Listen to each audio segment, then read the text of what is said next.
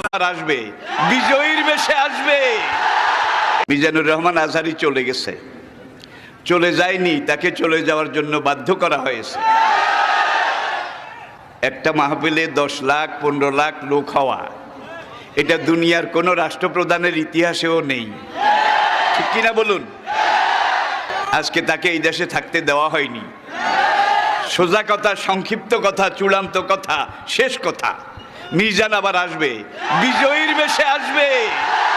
এই দেশের তাওহীদি জনতা এমন ইতিহাস সৃষ্টি করে তাকে আলিঙ্গন করবে ইনশাআল্লাহ। সেই সমাবেশই দূরে নয়। আমাদের সেই দিনী ভাই, আমার সেই সুযোগ্য সন্তান, অচিরে আল্লাহ তাকে আবার আমাদের মাঝে ফিরিয়ে আসার মতো, আনার মতো সৌভাগ্য, পরিবেশ, পরিস্থিতি এটা তিনি যেন দান করেন। সবাই বলুন আমিন।